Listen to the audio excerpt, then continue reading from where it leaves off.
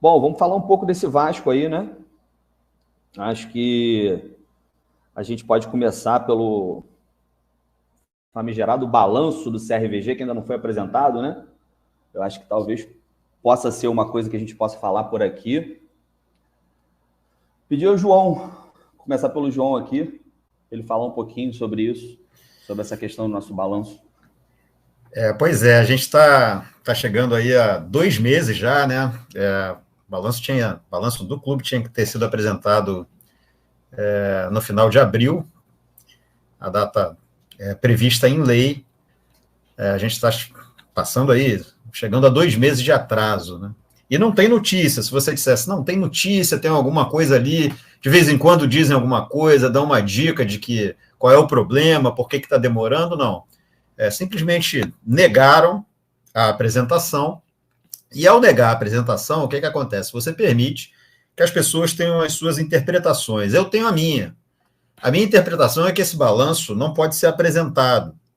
E ele não pode ser apresentado porque o Vasco, a parte associativa do Vasco, ela não existe mais, ela faliu completamente no momento em que se dissociou do futebol. E isso foi muito avisado na ocasião em que se vendeu o futebol, quais seriam as consequências para a parte associativa do Vasco. Na ocasião, aqueles que defendiam a venda do futebol disseram, não, o associativo vai ter a sua renda, vai ter a sua forma de sobreviver, com quadro social, com os dividendos pagos pela 777, pela SAF, aliás, né? E muito se contestou isso. Quem contestou? Os poucos que contestaram à época disseram, olha, não vai ter essa sustentabilidade, vocês podem esquecer que isso não vai acontecer. E, no entanto, se atropelou, como tudo foi atropelado no processo, se atropelou isso também. E o grande problema é que hoje, se você apresentar a demonstração da financeira do associativo, você não tem nada para apresentar. E o grande problema, isso é um dilema para essa administração, porque esta administração, ela conta em seus quadros com gente que ajudou a vender o Vasco, ajudou a vender o futebol do Vasco e, consequentemente, faliu o associativo. Então, como é que você chega agora, apresenta um resultado financeiro do associativo, praticamente se incriminando, dizendo, não, está aqui, o resultado do associativo, ele faliu, nós temos culpa nisso, porque essa vai ser a conclusão que qualquer pessoa com 2 neurônios vai chegar. Bom, esses caras lá atrás resolveram vender o futebol, e ao vender o futebol sabiam que faliu o associativo, e hoje eles administram o associativo, e o associativo está falido, então eles têm que assumir a culpa, no mínimo, por terem ajudado a falir o associativo.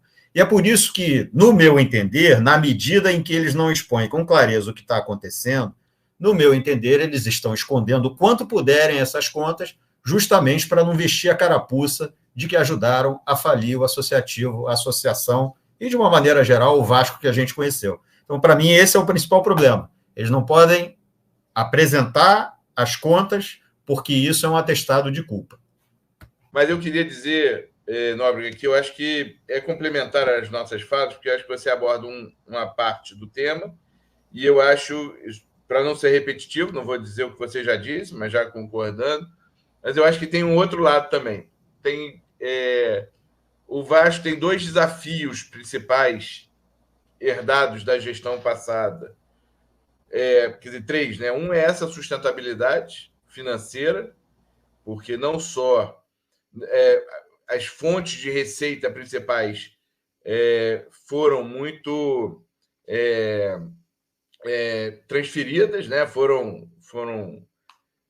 extinguidas, mas também ficou uma grande ainda, uma parcela de dívidas muito grande. E essas dívidas têm duas causas principais.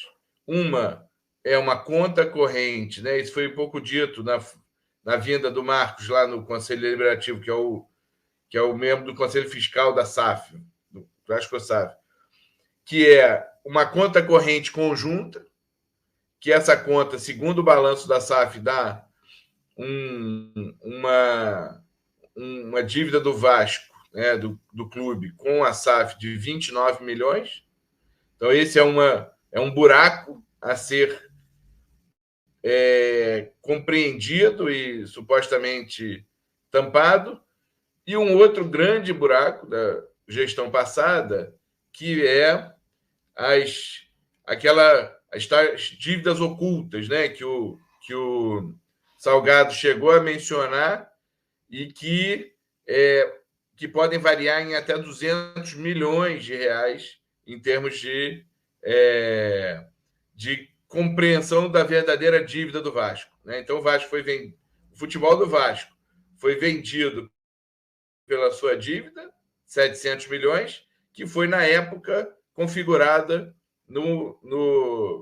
inclusive pelas auditorias, né, contratadas, etc., essas supostas indeléveis, assim, mas e que, na verdade, este balanço, ao que consta, trará uma nova configuração das dívidas do Vasco.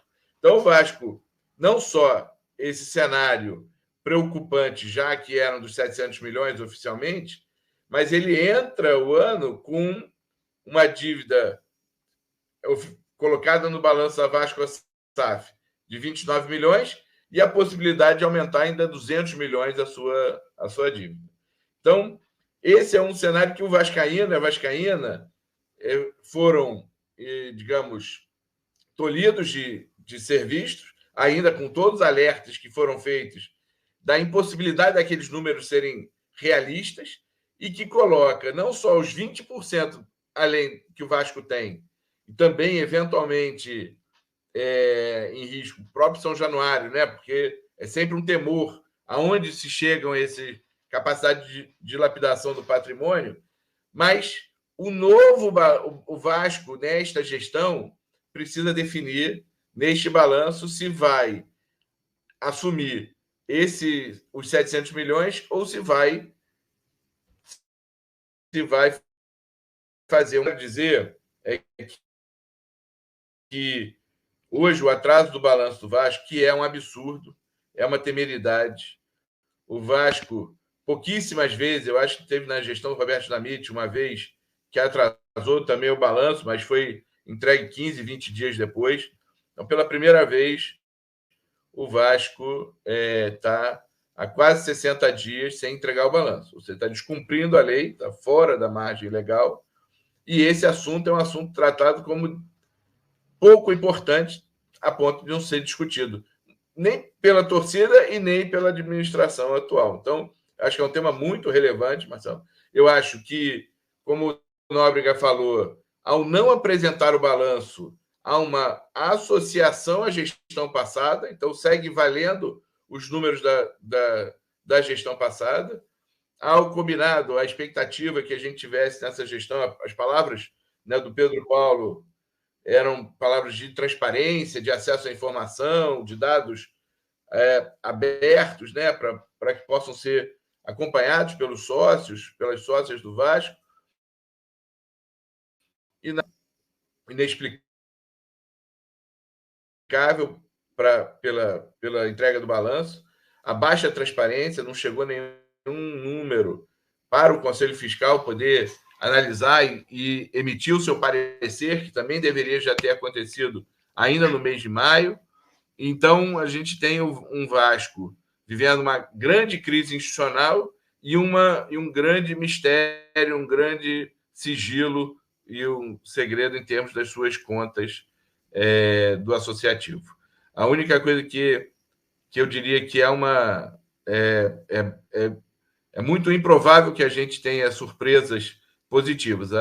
A possibilidade de que o balanço realmente demonstre isso que o Nóbrega trouxe, um clube frágil, um clube sem recurso, um clube dependente de dinheiros que a SAF seja capaz de produzir. Não precisa apresentar um plano de fortalecimento financeiro da associação, a sustentabilidade financeira da associação, a transparência das contas, porque senão não dá para dizer que tem planos de gestão do futebol se também o associativo não sobreviver. Infelizmente, o que a gestão passada, com o apoio da gestão atual, fez foi entregar o futebol pelas dívidas minoradas que o Vasco tinha. Portanto, o que sobrou são grandes dívidas e um vazio em termos de arrecadação. O Vasco está passando uma situação crítica e, infelizmente, esses números não são transparentes para a gente discuti-los com a seriedade, com a consistência que precisa. Por enquanto, a gente só pode imaginar, só pode elocubrar. E, nesse sentido, a marca, né, da gestão passada se associa a essa, segue nessa, porque o balanço que está valendo, vigente ainda, os números que nós temos ainda, são da gestão passada, durante a gestão Pedrinho. Então, nesse sentido, eu concordo aí com o Nóbrega que há uma transição que se complementam, até, pelo menos, a gente ter decentemente números que possam dar um novo cenário para a gente discutir o Vasco a partir de dados concretos, dados oficiais do Vasco. Bom, então, vamos lá. Acho que o João e o Pedro foram muito felizes aí na explanação, trazendo elementos da dura realidade enfrentada pelo Vasco e no absurdo que é essa não publicação no prazo legal e decorrido quase 60 dias, como bem observou aí o João Carlos. Primeiro, eu gostaria de pontuar que a gente abriu aqui esse canal, essa live, falando em falta de seriedade, falta de profundidade, em falta de responsabilidade com o Vasco. E a ausência de publicação, a ausência de transparência com as coisas do Vasco, ela fica muito caricaturizada e muito bem sintetizada na ausência de publicação do Vasco. Então, o que eu quero dizer com isso? Que não é apenas não são apenas canais de youtubers ou veículos de mídia em geral, que inclusive também ignoram solenemente o descumprimento legal por parte da diretoria e as suas eventuais consequências em relação ao balanço, mas isso permeia todo o ambiente do Vasco institucional, permeia a sua direção, o seu corpo associativo, a sua torcida e os meios de comunicação em geral. O que a gente vê é sempre o assunto de interesse do Vasco sendo margeado. Isso é lamentável. Mas nesse contexto, e aí eu concordo com o João quando ele diz que a falta de publicação dá ambiente e margem para todo tipo de interpretação, e à luz do que a gente está vendo, não há dúvidas, pelo menos dentro desse contexto, que a não publicação ela está intrinsecamente ligada com o que se espera fazer e o que se está fazendo em relação à SAF do Vasco. Talvez haja por trás da não publicação desse balanço, e esse é o meu sentimento, uma estratégia velada sobre aquilo que se quer fazer com a SAF do Vasco e que não é revelado, que é tão ou mais velado quanto. E nesse sentido, chama a atenção o silêncio absoluto de todos, tirando aqui alguns conselheiros de oposição que fizeram alguns expedientes e alguns canais também ligados à oposição, ao entendimento do clube mais institucional, como ele deve ser, tem feito essa cobrança. Lamentavelmente, o que a gente tem visto é exatamente a fuga desse tema. É um tema muito importante, que se fosse em passado não muito longínquo, a gente já teria Ministério Público acionado, já teria o Judiciário intervindo, inclusive com destituição da administração. Sob esse aspecto, a gente, aqui, enquanto conselheiros de oposição, a gente sempre teve o entendimento de que era necessário debater o Vasco internamente e não promover demandas dessa espécie. Na verdade, característica essa desse pessoal que lá está, que hoje, curiosamente, não quer publicizar os temas importantes e necessários à solução do Vasco. Então, eu fico muito preocupado, porque, como disse bem o Pedro e como disse o João Carlos, essa questão do balanço do Clube de Regatas Vasco da Gama é e vai trazer, evidentemente, uma dura realidade e que vai ter, evidentemente, impacto e consequência natural no cenário desse imbróglio jurídico e societário que o Vasco vive hoje com a sua SAF, com seu sócio americano na sua SAF. E sobre esse aspecto revela-se muito preocupante a ausência de informações e debates, ainda que interna corpus, ainda que no âmbito do Conselho Fiscal e do Conselho Deliberativo, acerca desses números. Porque me parece, inclusive, que há graves violações estatutárias no que tange ao comprometimento e à asfixia a que o clube foi submetido à SAF. Hoje o Vasco, o Clube de Regatas Vasco da Gama, está asfixiado, dependente e refém de uma SAF que naufragou. Sem condições de fazer frente a um passivo que não deveria ter sido excluído da operação societária e de forma irresponsável por aqueles que conduziram e avalizaram essa situação, assim permitiram. Então, ficam aí os alertas. Eu acho que a gente precisa mesmo estressar esse assunto, a gente precisa provocar a manifestação geral, uma cobrança do torcedor, do sócio, da mídia e dos canais que tenham interesse em debater o Vasco e pensar a solução, porque a gente está numa situação muito complexa e quanto mais a gente deixar à mercê de uma direção que está se revelando unha e carne e reflexo da gestão antecessora, a gente vai acordar mais uma vez com os mesmos erros e com a mesma solução, entre aspas, do que a gente hoje vivencia esse problema. A minha contribuição sobre essa questão, os rapazes já falaram o que deveriam, né, o que tange a essa questão, porém a questão, o cerne principal eles têm muito a esconder ou eles não têm absolutamente nada para mostrar, né? Então, assim, se fossem em gestões passadas, como o Léo falou, providências gravíssimas já teriam sido tomadas. Então, vamos ficar no aguardo. De repente, daqui a 6 meses, eles resolvem, né, entregar esse balanço aí com as camuflagens necessárias ou não, né?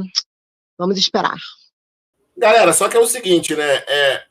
A lei previne, a lei Pelé que foi usada para suspender os efeitos de uma eleição que aconteceu em 2020, ela pune o dirigente que não apresentar o balanço. Há punições previstas em lei para o dirigente que não apresentar o balanço, inclusive nulidade dos atos desse presidente. Foi absorvida pela Lei Geral do Esporte, se eu não me engano, é o artigo 63. Eu só não sei quem pede isso. Eu só não sei como essa lei é usada. Ele pode estender esse prazo, igual o Nóbrega falou, que dia 30 agora a gente chega a 60 dias de que não apresenta o balanço, mas a lei pune, né? Ou não pune, só pune para determinados causos e outros não. Difícil isso. Eu não sei quem pede punição, porque vai ficar quanto tempo? Vai ficar 60, igual a Germane falou, 6 meses, 1 ano sem apresentar o balanço? Eu não sei como é que é feito isso, eu não sei se o Leonardo Rodrigues pode explicar como é que é feito, porque punição há para quem não deixa de apresentar o balanço. Eu não sei se é só o Vasco que não apresentou o balanço no prazo, que era 30 de abril, mas o Vasco, eu sei que o Vasco é um dos únicos, talvez, que extrapolou o prazo, está extrapolando em quase 60 dias. Então, vamos lá. A lei ela traz um critério objetivo como prazo máximo de definição último dia útil de abril, sob pena de destituição da diretoria, dos dirigentes que não observarem. Justamente, qual é a premissa dessa legislação? Transparência. Então, evidentemente, com um descumprimento de prazo em troca de gestão para adequação de eventual correção, de eventual incorreção de números e transparência, há que se ter uma razoabilidade de ponderação. O que, evidentemente, não significa dizer que a gente seja submetido ou obrigado a se submeter a exatamente aquilo que a lei diz que ela tenta prevenir, a falta de transparência. A gente não tem perspectiva, a gente está num prazo e num ambiente absolutamente indefinido, incerto, e quase que ad eterno ou indefinido, como falei aqui.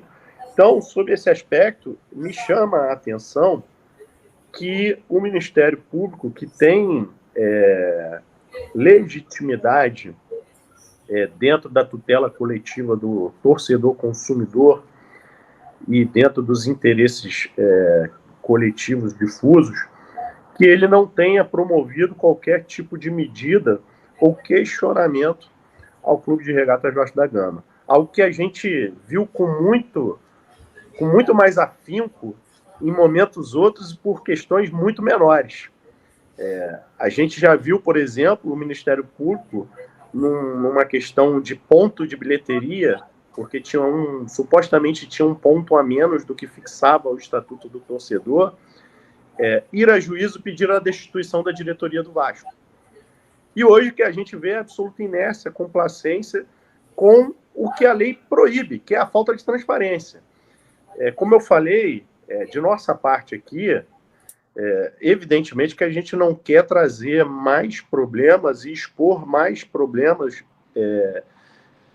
e expor o Vasco a um ambiente nocivo para fora.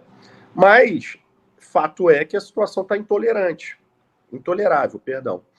A situação está intolerável e realmente não dá para a gente ficar nessa indefinição.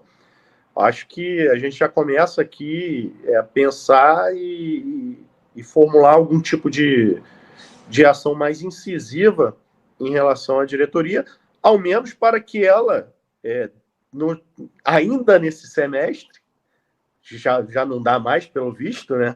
Mas pelo menos no próximo mês, faça essa publicação, cumpra com o seu dever, porque ninguém está pedindo favor, ninguém está pedindo, pelo amor de Deus, é dever, é obrigação legal, e aí eu acho que, se não houver cumprimento, a gente pode efetivamente estudar medidas junto aos órgãos competentes para que saiamos dessa inusitada situação que assola o Vasco. Porque, assim, eu já vi que foi feito um pedido na secretaria do clube para que fosse mostrado o balanço, e não mostraram. Disseram que em breve seria mostrado e até agora não. Eu acho que vocês estão certos, Léo. Não tem como mostrar o que não existe. Pois é, mas assim, a lei pune, a lei é incisiva com relação a isso. Mas assim, se a lei se o Ministério Público, como falou o Léo, ele não está agindo, e isso não quer dizer que a gente está querendo prejudicar o clube ou trazer mais instabilidade para o clube, não. É obrigação deles. Se fosse ao contrário, com 5 dias eles já teriam feito isso. Se fosse ao contrário. Essa questão da punição da lei, a gente tem que ver, eu não sei, acho que o Léo pode responder isso também, né? Se isso realmente é uma punição efetiva, né? Ou se isso causaria alguma coisa diretamente ao presidente da associação, né? Eu acho que o Léo poderia responder isso aí de uma forma mais efetiva. A lei fala de destituição e anular os atos do presidente. Destituição e anular atos do presidente? Isso. Na verdade, o que acontece? Como eu falei, evidentemente que você pode ter uma eventual tolerância dentro de uma razoabilidade, mas óbvio que isso já passou de toda e qualquer razoabilidade, né? A gente já está caminhando para 60 dias, não há uma mínima definição, mínimo estabelecimento de prazo por parte da diretoria administrativa, que parece empurrar a situação com a barriga, ou quiçá guardar essa questão, essas informações que são muito importantes para análise e debate para a solução do Vasco numa gaveta. Então, assim, eu volto a dizer, nesse caso aqui, o legitimado, me parece, o Ministério Público do Estado do Rio de Janeiro, no caso concreto, e diante da eventual inércia, cabe a sua provocação, ou mesmo a provocação de um sócio via judiciário. Se a situação se perdurar tal como se mostra, não vai haver outra solução senão essa, lamentavelmente. A gente tenta, por via dos expedientes administrativos, dar oportunidade e chance para que a gente consiga com que a diretoria trace objetivamente um plano e cumpra a sua obrigação, mas, ao que parece, não é a intenção. Eu acho que, como eu falei aqui, algo velado, muito claramente, assim, embora velado, me parece muito claramente dirigido em torno do que se pretende fazer com o Vasco. E aí, muito, muito provavelmente, quanto mais se postergar esse tipo de informação, que de fato vai trazer uma realidade dura ao Clube de Regatas Vasco da Gama, melhor para a atual direção, já que ela tende, ao que tudo indica, diante dos procedimentos, inclusive de nomeação de comissões da forma que se deu, das reuniões do Conselho Deliberativo, mas promover a mesma medida e o mesmo tom que sua antecessora e sua cúmplice o fez por ocasião da venda.